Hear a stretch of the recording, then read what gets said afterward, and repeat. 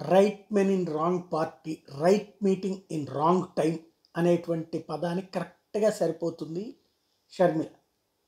తను వైఎస్ఆర్ టీపీగా ఉంటే తప్పేం లేదు, కానీ కాంగ్రెస్లో కలవడం అన్నటువంటిదే మెయిన్ పాయింట్. అంటే right person in wrong party అయిపోయింది.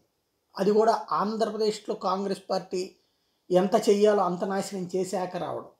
అదే సందర్భంలో తెలంగాణ కాంగ్రెస్ పార్టీ అసలు ఆమె దగ్గరికి రానిలేదు, విలీనాన్ని కూడా అంగీకరించలేదు. వైఎస్ఆర్టీపీ విలీనం తెలంగాణ కాంగ్రెస్లో జరగలేదు, ఆ తర్వాత జరిగింది. ఇది ఒక ఆస్పెక్ట్. ఆ తర్వాతన ఎన్నికలు అయిపోయాక కూడా రేవంత్ రెడ్డి మీద తీవ్రమైనటువంటి వ్యాఖ్యలు చేసింది షర్మిల. బట్టి విక్రమార్కో, కోమటిరెడ్డి లాంటి వాళ్ళు సీఎం కావాలని ఆకాంక్షించింది. తీరా చూస్తే ఆమె కోరిక నెరవేరలేదు, అధిష్టానం వచ్చేటువంటి రేవంత్ రెడ్డిని సీఎం అని చేసింది.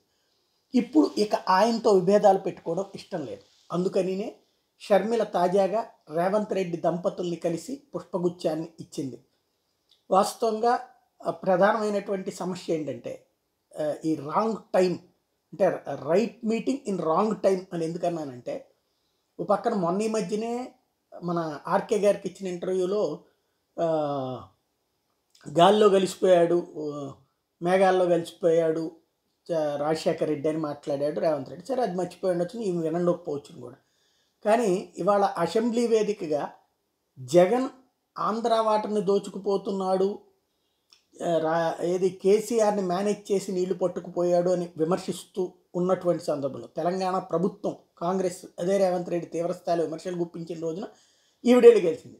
విచిత్రం ఏంటంటే ఈవిడ ఇక్కడ ఆంధ్రప్రదేశ్లో తన అన్న రాయలసీమకు నీళ్ళకి అన్యాయం చేస్తున్నాడు, ఆంధ్రాకి నీళ్ళకి అన్యాయం చేస్తున్నాడు, తెలంగాణ నుంచి ఏం సాధించట్లేదని విమర్శలు చేస్తూ వస్తుంది ఈవిడ. కరెక్ట్గా ఆ టైంలో తెలంగాణ నీళ్ళన్నీ ఆంధ్ర పట్టుకుపోతున్నాడు జగన్మోహన్ రెడ్డి, నిబంధనలన్నిటి పక్కన పెట్టి అని చెప్పి చెప్తున్నటువంటి సందర్భంలో ఇవాళ అసెంబ్లీలో మీటింగ్ జరిగిన తర్వాతన షర్మిల వెళ్ళి ఆయన కలవడం అన్నటువంటిది రాంగ్ టైం అన్నటువంటి కాన్సెప్ట్. సరే, వాళ్ళిద్దరూ ఇంటర్నల్గా ఏముంది, వాళ్ళ అబ్బాయి పెళ్ళికి సంబంధించినటువంటి దానికి పిలుస్తామా ఏంటనేది పక్కన పెడితే, ఒక టైం అయితే కరెక్ట్ టైం కాదు. పోనీ ఈ అన్న అడిగిందా, అడిగి తెలుసుకుందా అన్నటువంటి తెలియాల్సి ఉంది.